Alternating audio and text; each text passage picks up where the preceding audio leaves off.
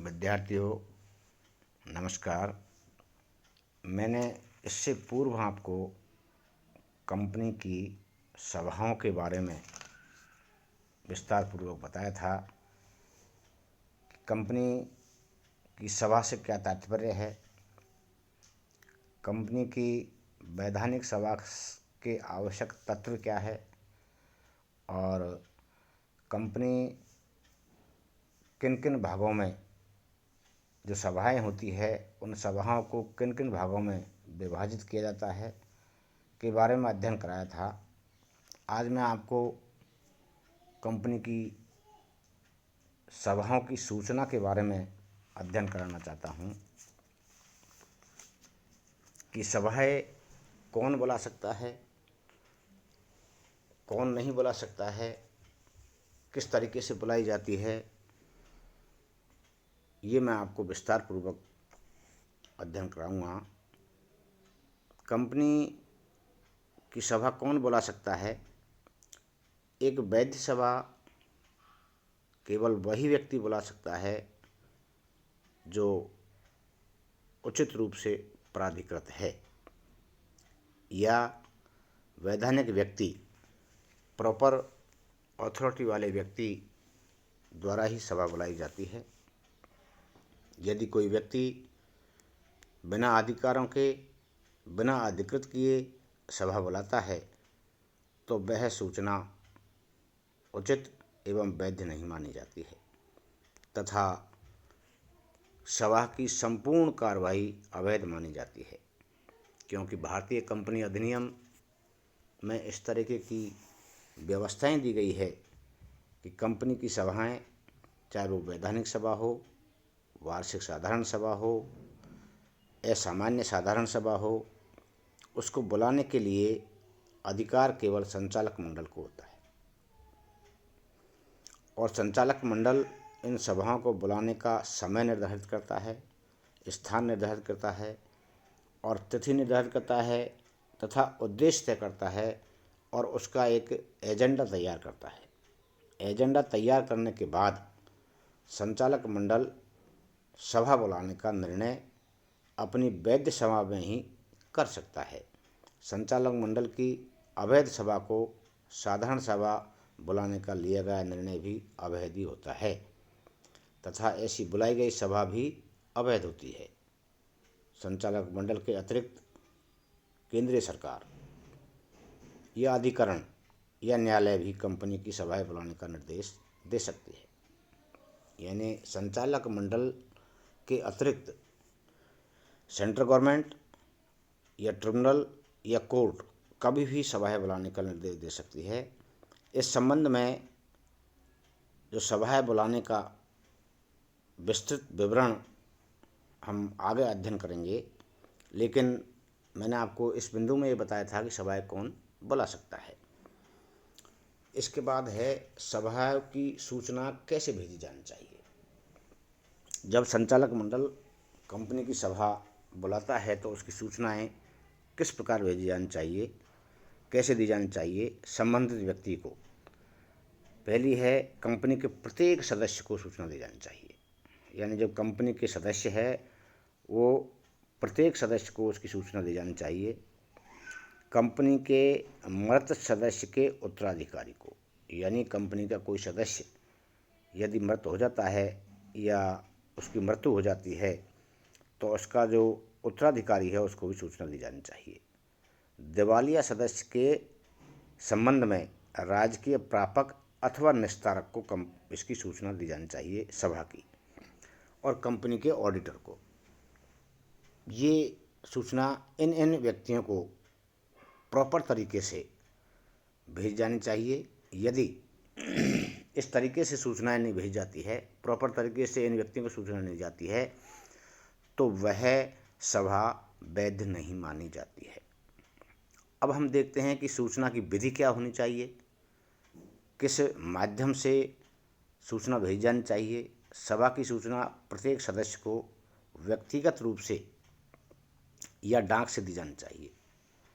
डाक द्वारा सूचना सदस्य के कंपनी के पास पंजीकृत पता जो होता है, सदस्यों का रजिस्टर जो होता है उसमें लिखा हुआ होता है, उस लिखे हुए पते पर ही भेजी जानी चाहिए।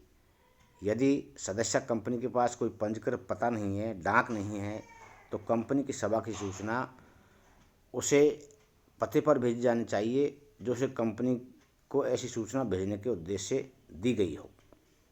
डाक से दी जाने वाली सूचना पर पर्याप्त टिकट लगे हुए होने चाहिए, अन्यथा वह पर्याप्त टिकट के अभाव में समय पर सूचना प्राप्त नहीं होती है या पत्र मिलता नहीं है। और उस पत्र में, जो डाक से पत्र भेजा जाता है सूचना का, उसमें उचित पता लिखा होना चाहिए। इसे समुचित रूप से डाक में डाला भी जाना चाहिए। यदि किसी सदस्य ने कंपनी के सभा की सूचना रजिस्टर्ड डाक में अथवा डाक के प्रमाण पत्र के अंतर्गत भेजने के लिए निवेदन किया है, किसी सदस्य ने यदि ये कहा है कि मुझे रजिस्टर्ड डाक से सूचना भेजी जाए, तो कंपनी को वैसा ही करना चाहिए। किंतु इससे तो आवश्यक है कि उस सदस्य ने इस प्रकार की सूचना भेजने के लिए धनराशि कंपनी के पास जमा करा दी हो। यानी स्पष्ट है कि कंपनी के किसी भी सदस्य को यदि सूचना भेजी जाती है और वो डाक से अथवा रजिस्टर्ड डाक से सूचना चाहता है, तो जो खर्चा आता है, जो पैसा आता है, उचित धनराशि होती है, वो कंपनी के पास जमा होना आवश्यक है उस व्यक्ति के द्वारा। सभा की सूचना डाक में डालने के 48 घंटे बाद यह मान लिया जाता है कि सूचना संबंधित व्यक्ति को पहुंच चुकी है। जिन सदस्यों द्वारा कंपनी के पास पता नहीं है, ऐसे सदस्यों को कंपनी सूचना विज्ञापन के माध्यम से भी, स्थानीय समाचार पत्रों में विज्ञापन डाल करके भी वो सूचित कर सकती है। उन सदस्यों को सूचना उसी दिन हुई मानी जाती है जिस दिन सूचना समाचार पत्रों में प्रकाशित हो जाती है। समाचार पत्र में प्रकाशन सूचना के साथ अनुरूप स्पष्टीकरण संलग्न करने की आवश्यकता नहीं होती है। संयुक्त अंशधारियों की दशा में उस सदस्य के पास सभा की सूचना भेजी जानी चाहिए जिस सदस्य का नाम प्रथम धारक के रूप में लिखा हुआ होता है। सदस्य की मृत्यु होने पर या उसके दिवालिया होने पर उसके वैधानिक उत्तराधिकारी या जो नॉमिनी है उसको सभा की सूचना भेजी जानी चाहिए। इसके बाद सूचना देने में भूल, यदि किसी कारण से यदि सभा की सूचना पाने के किसी अधिकृत व्यक्ति या सदस्य को संयोगवश सूचना नहीं दी जाती है अथवा सूचना पहुंच नहीं पाती है, तो भी वह सभा अवैध नहीं हो जाती। संयोगवश भूल से, किसी कारण से, यानी मेलाफाइड इंटेंशन नहीं है, सूचना दी गई है, भेजी गई है, लेकिन किसी कारण से वो प्राप्त नहीं होती है या सूचना नहीं हो पाती है, तो वह सभा अवैध नहीं हो जाती है। सूचना की अवधि, वैध सभा के लिए पर्याप्त सूचना अवधि दी जानी चाहिए। पर्याप्त सूचना के अभाव में कंपनी की सभा अवैध हो जाती है। कंपनी की सभा बुलाने के लिए कम से कम 21 दिन की सूचना देना आवश्यक है। 21 दिन की सूचना का तात्पर्य सभा की तिथि से कम 21 दिन पूर्व सूचना भिजवाया जाना अत्यंत आवश्यक है। इन 21 दिनों की गणना के लिए सूचना प्राप्ति एवं सभा के दिन की गिनती नहीं की जाती है। इसलिए सभा की सूचना समय पर देने के लिए सूचना प्राप्ति के दिन और सभा के दिन 2 दिन डाक में रहने के दिनों को ध्यान में रखना चाहिए, 21 दिनों में जोड़ देना चाहिए। इस प्रकार कंपनी की सभा की सूचना सभा के दिन से कम 24 दिन पहले डाक में डाल देनी चाहिए। कुछ अपवाद परिस्थितियां हैं। इन परिस्थितियों में 21 दिन की स्पष्ट सूचना के अभाव में भी सभाएं वैध मानी जाती है। कुछ परिस्थितियां हैं, जैसे वार्षिक साधारण सभा की दशा में यदि सभा में मतदान के लिए अधिकृत सभी सदस्य सर्वसम्मति से कम अवधि की सूचना को स्वीकार कर लेते हैं। यदि सभा में मतदान के लिए अधिकृत सभी सदस्य ये स्वीकार कर लेते हैं कि कम अवधि में सूचना बुलाई जा सकती है, तो वह मान्य है। यदि किसी अन्य प्रकार की साधारण सभा है तो कंपनी को 95% प्रदत्त पूंजी का अधिकार रखने वालों द्वारा कम अवधि की सूचना भी स्वीकार की जा सकती है। बिना अंश पूंजी वाली कंपनी की दशा में यदि उस सभा में मतदान के लिए अधिकृत मताधिकारियों में से 95% मतों का अधिकार रखने वालों द्वारा कम अवधि की सूचना को स्वीकार कर लिया जाता है। नेक्स्ट है सूचना की विशेष सामग्री। कंपनी की प्रत्येक सभा की सूचना की विशेष सामग्री, कुछ महत्वपूर्ण बातों का उसमें उल्लेख होना चाहिए, जिसमें सभा का स्थान होना चाहिए। जो सूचना दी जाती है उसमें स्पष्ट रूप से अंकित होना चाहिए कि किस दिन सभा बुलाई जाएगी, किस समय बुलाई जाएगी और कौन सा स्थान होगा, और उस सभा में किए जाने वाले कार्यों का विवरण भी होना चाहिए।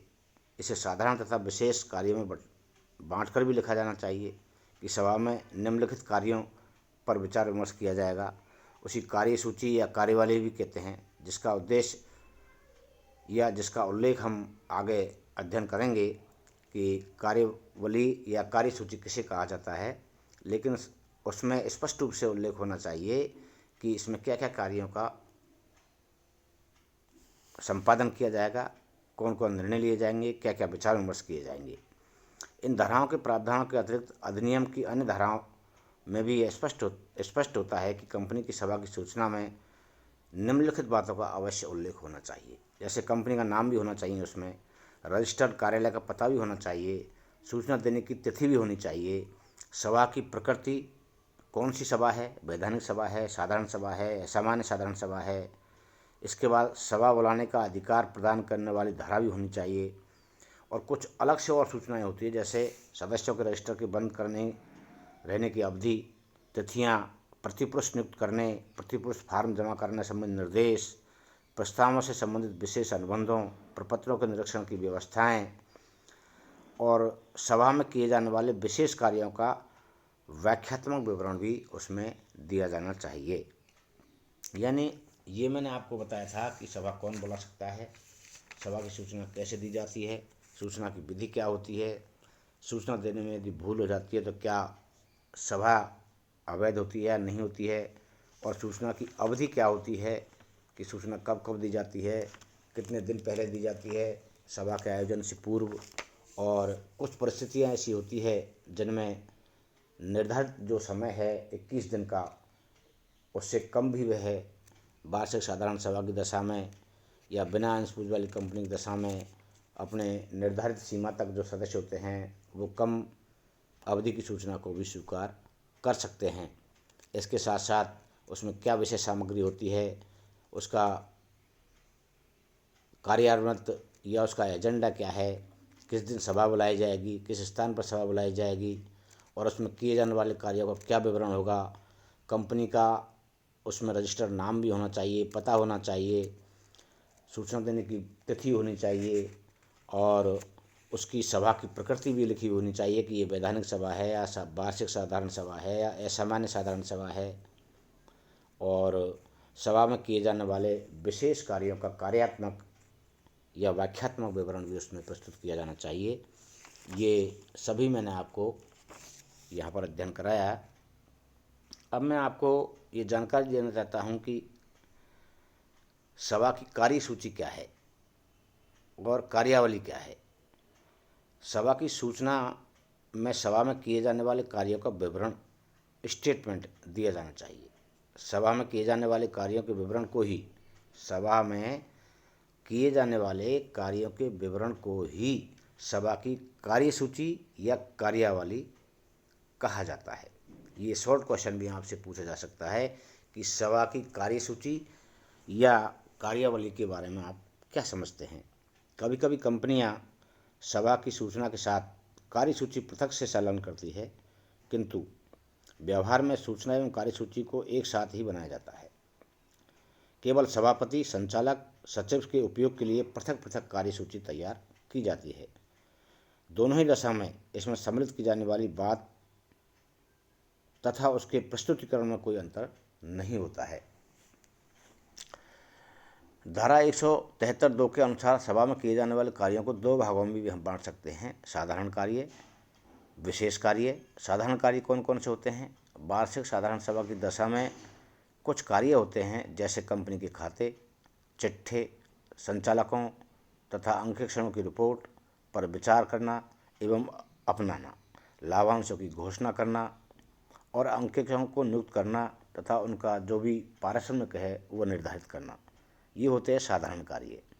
और विशेष कार्य होते हैं जिसमें कंपनी की जो सूचना होती है उसमें लिखा हुआ होता है कुछ विशेष कार्य, जैसे कंपनी की वार्षिक साधारण सभा की दशा में कोई अतिरिक्त कार्य करना हो या विशेष कार्य करना हो, वो भी उसमें सम्मिलित होना चाहिए।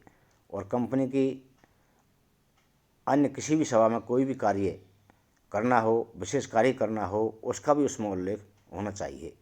या यह भी स्पष्ट रूप से उल्लेख होना चाहिए, विशेष कार्य का तात्पर्य विशेष प्रस्ताव द्वारा किए जाने वाले कार्यों से नहीं है।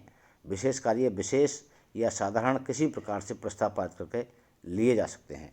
मैंने आपको यह बताया था लास्ट में कि सभा में किए जाने वाले विशेष कार्यों का व्याख्यात्मक विवरण प्रस्तुत होना चाहिए।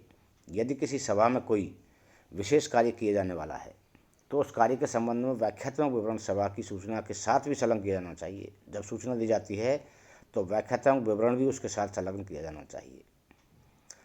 और इस व्याख्यात्मक विवरण में निम्नलिखित वाक्यों का उल्लेख होना चाहिए। सभा में किए जाने वाले प्रत्येक विशेष कार्य के संबंध में महत्वपूर्ण तथ्य होने चाहिए। उसमें संचालक, प्रबंध संचालक, प्रबंधक, सचिव में से प्रत्येक का निहित हित या स्वार्थ यदि कोई हो तो उल्लेख होना चाहिए।